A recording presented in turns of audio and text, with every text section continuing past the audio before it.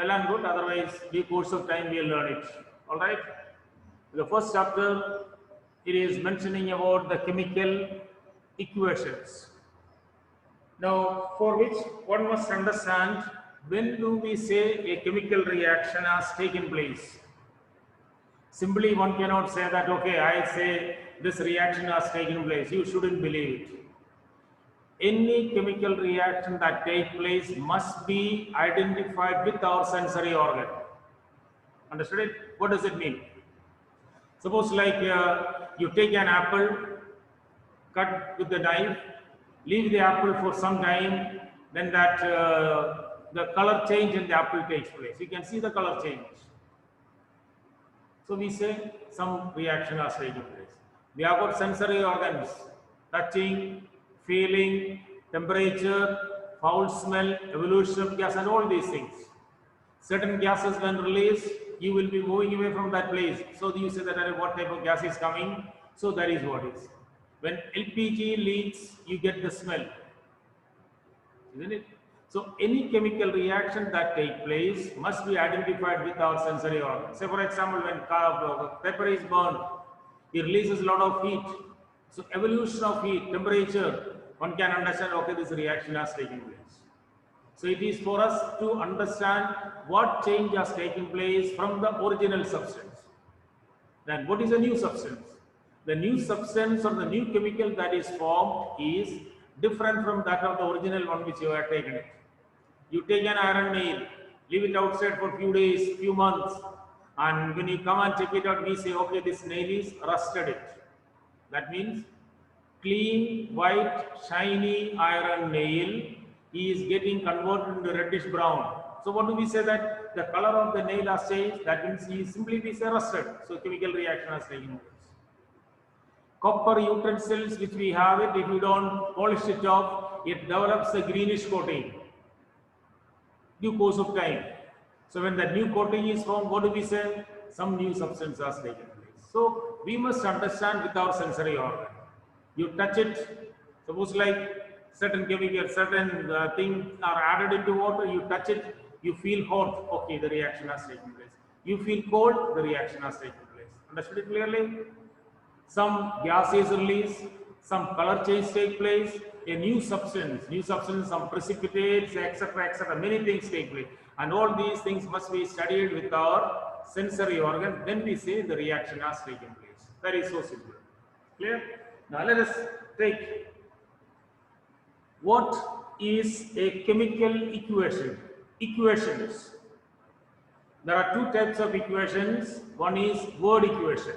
For example, we say hydrogen burnt in oxygen to produce water.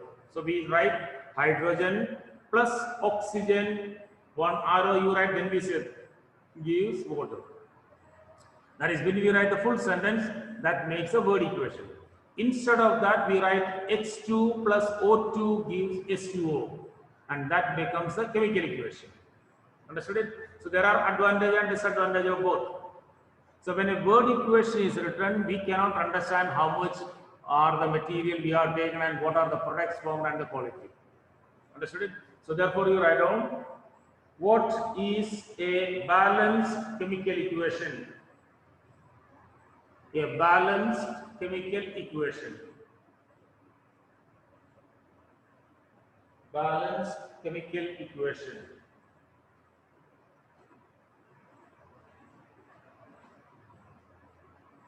It is the qualitative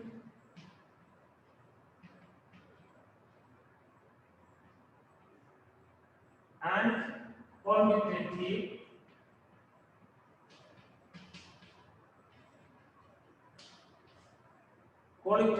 and quantitative. You can see it what I recommend in the blackboard. It is the qualitative and quantitative representation. Qualitative and quantitative representation of a chemical reaction.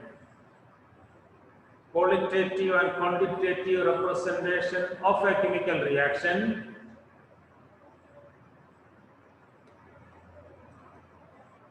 by means of symbols. symbols and formulae. I'll explain everything.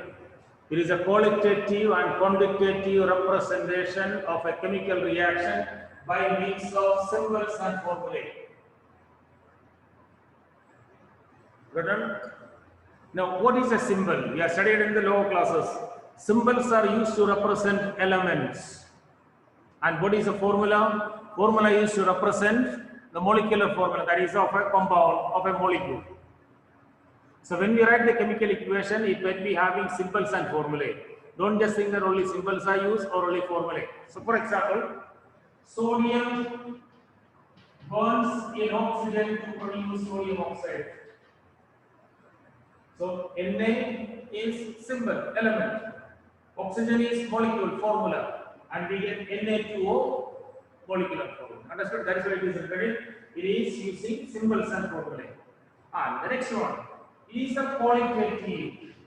Qualitative means the quality of the reactant. What are the reactants taken in? For example, this sodium is solid, oxygen is gas, and this is solid. So qualitative means the quality of the reactants. Means what are the reactants and what are their physical states. Are you understanding it? Sodium is solid, oxygen is gas. So qualitative representation. And the next one, quantitative. Quantitative means that we balance it 4 Na plus 1 2 gives 2 Na2O. So how much quantity we are taking it? 4 Na plus 4 2, it becomes 2 Na2O. So every balanced chemical equation is a qualitative and quantitative. Quantitative means how much quantity we are taking, the amount of reactants what we are taking in. So qualitative and quantitative representation of a chemical reaction by means of symbols and formulae, and that becomes a chemical equation balanced.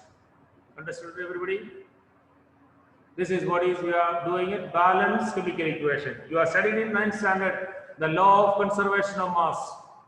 What does it say? During any chemical reaction, mass is neither created nor destroyed. Now we have studied that 9th standard, the law of conservation of mass. So this is a question. Why should chemical equation be balanced? A chemical equation must be balanced to obey the law of conservation of mass. Understood it? If there is a question asked, why should the chemical equation must be balanced? What should be the answer? To obey the law of conservation of mass. Understood it clearly? So what is a balanced chemical equation? A chemical reaction which takes place is represented by using symbols and formulae, in which we come to know about the quality of the reactants as well as the quantity of the reactant. Qualitative and quantitative representation of a chemical reaction by means of symbols and formulae. And this is the meaning of balanced chemical equation. Clear? Any doubt? If you understood it, just show your thumbs up. Am I? Okay. In case if I am not audible, you can show your the saying down. Children, clear whatever I told you? What is a balanced chemical equation? Okay. Now I'll give you some equations to balance it.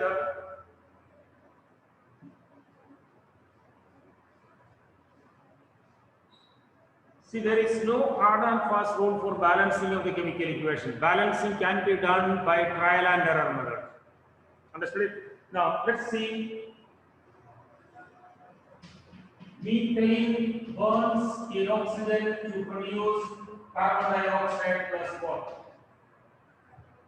CO2, CH4 plus O2, it becomes CO2 plus H2O. Now, how we are going to balance it? Into this one, you take any one reactant.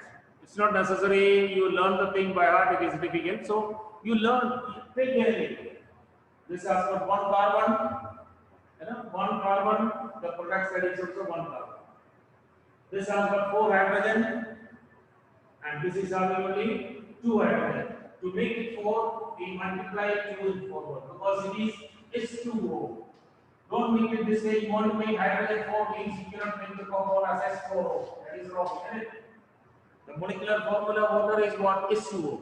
We can increase or decrease the number of H2O molecules. We cannot change the molecular formula. Remember that. So it is 2s2o.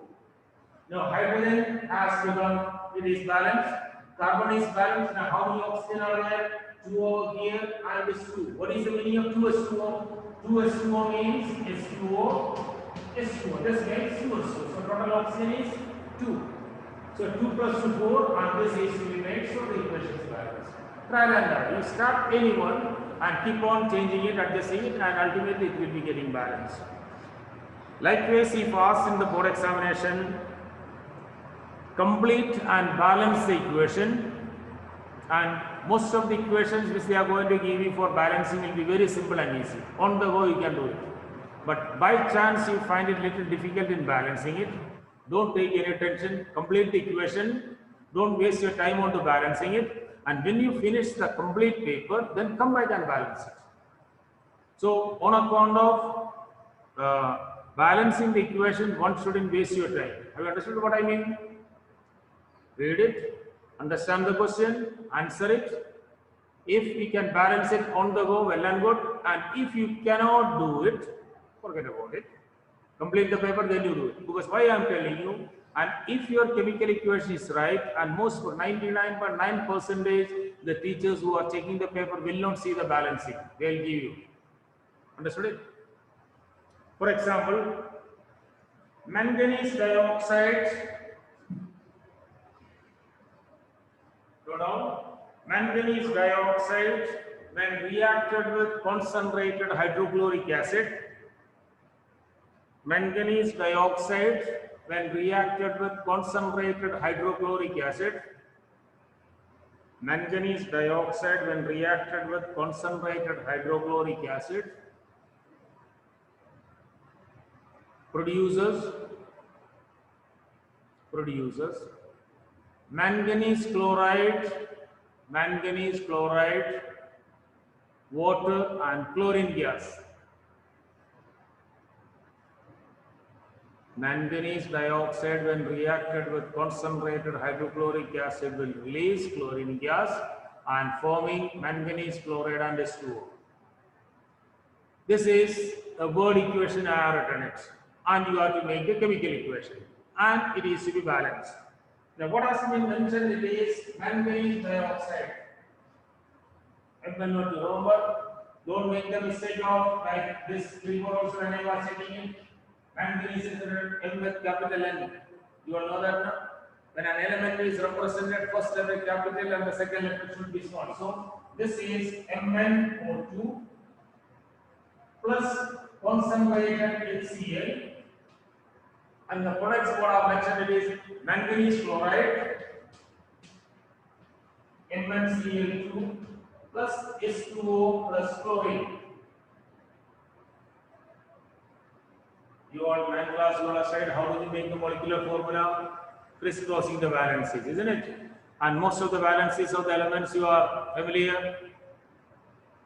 Understood? And only that type of formula, nothing difficult. Now MnO2 plus 4HCl is producing MnCl plus 2 plus Cl2.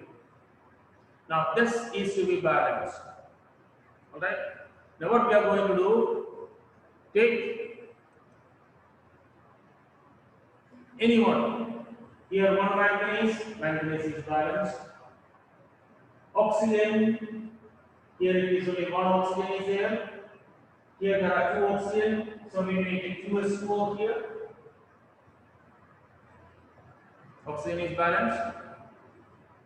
Mn already balanced. Oxygen 2, we have made oxygen 2 over there. Now one thing you are putting over, now you look over this side. Here how many hydrogen are there? 4 hydrogen, 2s2, 4 hydrogen. So here we make it 4 HCl, hydrogen is balanced. Now then comes chlorine. How many chlorine are there? 4 HCl means 4 chlorine, and total 2 plus 2, 4 chlorine, equation is balanced. Understood it? In case this is not part of the syllabus, in case somebody asks you how chlorine gas is prepared in the laboratory, this is a method of preparation. When manganese dioxide is heated with concentrated HCl, we get chlorine. You know, chlorine is, we will be studying that later, the important uses of chlorine. It is used to clean the water swimming pools and as to disinfect. And for which the chlorine is prepared like this method.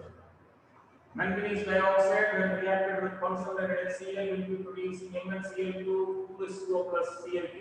The equation is balanced. So just trial and error. And one more example. Along with me also started doing it. Write down C2H6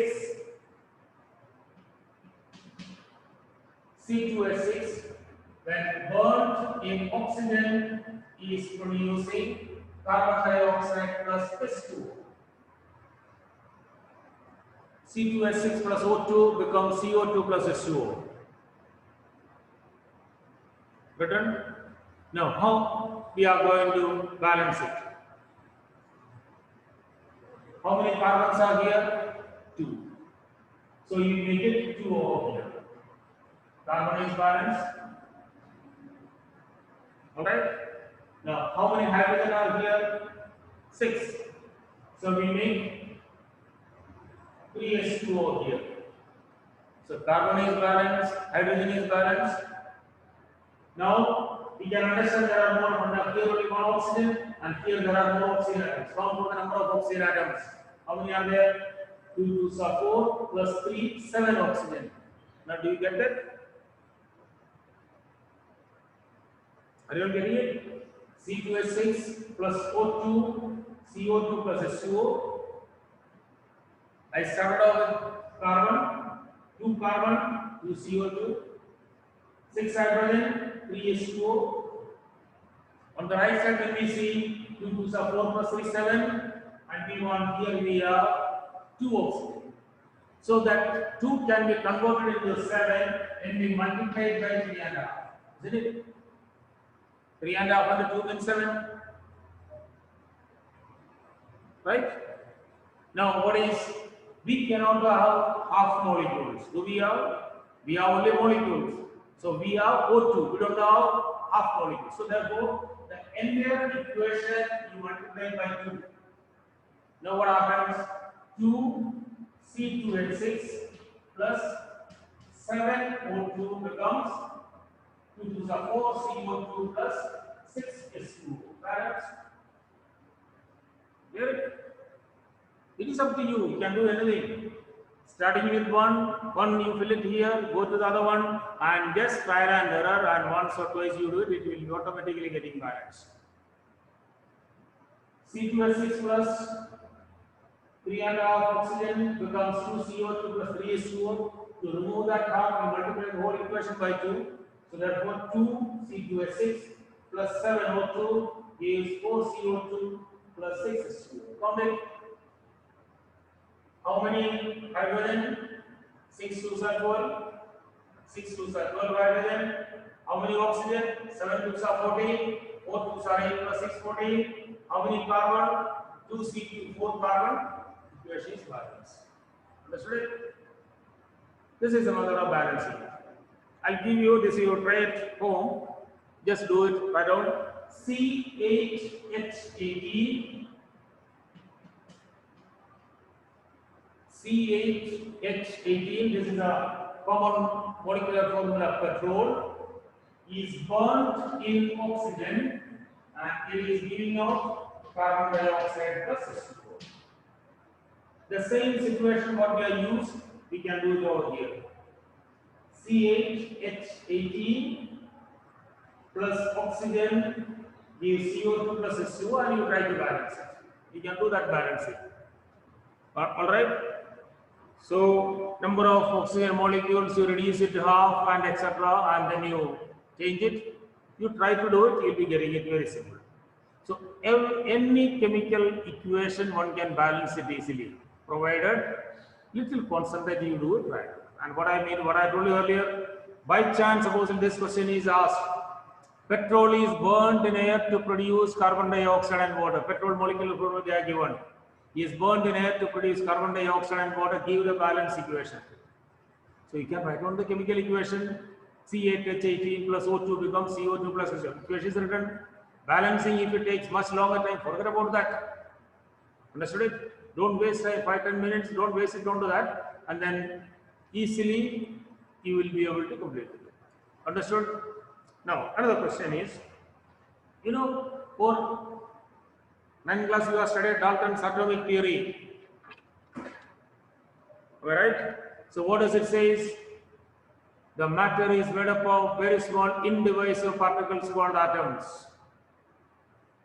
Atoms are indivisible. Now, what we have it in nature? Do we have atoms or molecules? What is the basic difference between atoms and molecules? Atoms cannot exist independently, molecules can exist independently. Am I right? So the basic difference between atoms and molecules are this. What is that difference? Atoms cannot exist independently, whereas molecules can exist independently. Understood it? So in this universe, we don't have any atoms, we have only molecules. The molecules are made up of atoms. Say for example, atmosphere does not have oxygen atom. Atmosphere has got what? Oxygen molecule. Understood it?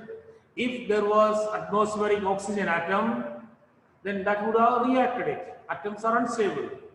Only molecules are there. Therefore, any chemical reaction to take place, the molecules are to be converted into atoms. And that conversion of molecules into atoms requires energy. Say for example, your house kitchen has got LPG gas. By mistake, the gas is leaking. There is enough amount of oxygen in the kitchen. The gas will catch fire if somebody produces a spark, isn't it? If somebody produces a spark or a flame, then only the gas will catch fire. Otherwise, there is no danger. You understood it? So, what does that spark? If LPG is taken, oxygen is here, you mix LPG and oxygen, it won't catch fire until and unless you give a spark. And when you give the spark, that means you are giving energy. And when that energy is given, the LPG molecules and the oxygen molecules are converted into atoms. And what is the quality of atoms? These atoms are unstable. And these unstable atoms then combine and they form the new molecule which will release energy. Understood it? So for any chemical reaction, first thing, the stable molecules are to be converted into atoms. And the conversion of molecules into atoms requires energy. And that means energy is absorbed. And when energy is absorbed, we call that as endothermic reactions. So class you have studied what are endothermic reactions? Chemical reactions in which heat energy is absorbed. Whether heat is absorbed or whether heat is released for any chemical reaction to take place, and what is the foremost thing? The molecules are to be converted into atoms. And conversion of molecules into atoms requires energy. Heat is absorbed. Understood it? So let's talk about the LPG case. You have produced a spark. Spark means you are given some energy. That energy is used to convert that LPG molecule into atoms, oxygen molecules into atoms. And these unstable atoms combine, we get a stable molecule. What are the stable molecules? Carbon dioxide and water, and this release energy. And that release energy is used by other molecules to be converted into continuous atoms, and the reaction goes on and goes on, and it leads to explosion. So for any chemical reaction to take place, first thing is endothermic. Why it is endothermic? Energy is absorbed to break the molecules into atoms. Then afterwards what happens?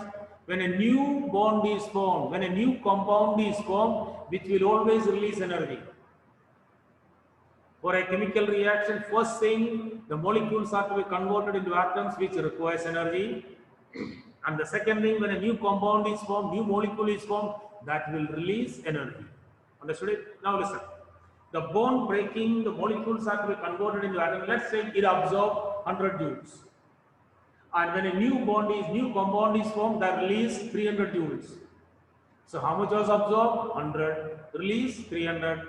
So how much energy will be getting? 200 joules of energy. And that is why we say that reaction is exothermic. In some reactions, the bond is to be broken, that absorb 200 joules of energy. When a new compound is formed, only 50 joules of energy is released. So overall, there is a deficit of 150 joules. That means that 150 joules which are needed is taken from the surrounding. And when it is taken from the surrounding, the temperature falls down. And that is the overall heat energy is absorbed, and that makes the chemical reaction endothermic. Have you understood it clearly? So every chemical reaction, it can be endothermic or exothermic. If more energy is absorbed and less energy is released, overall there is a deficit of energy, and that makes the chemical reaction endothermic. Less energy is absorbed, more energy is released, so we get surplus energy, and that makes the reaction exothermic. So again we can say chemical reactions can be exothermic or endothermic. This is, one can understand it. Understood it well? If you take sodium hydroxide, put it into a glass containing water, certain pellets are put, then immediately you can see that the temperature of water is getting risen up. So then what do we see? The temperature has risen, that means something new has taken place, new substance is formed, chemical reaction has taken place. If you take ammonium chloride and put it into water, place it there, take a beaker, little bit of water is taken, you put little bit of ammonium chloride, stir it well. When ammonium chloride dissolves, the heat is needed, that is taken from the water. So water's temperature will fall down, you feel cold. So there is a difference of temperature. So therefore we can say that the reaction has taken place. Understood it well? Every chemical reaction is of this nature. So it can be endothermic, it can be exothermic. Now remember, don't ever say that every chemical reaction, the first thing is energy is absorbed. And when a new compound is formed, energy is released. Less energy is absorbed, more energy is released, that makes the overall reaction exothermic. More energy is absorbed and less energy is released, that becomes endothermic reactions. Understood it? So with our sensory organ, we understand it. Clear?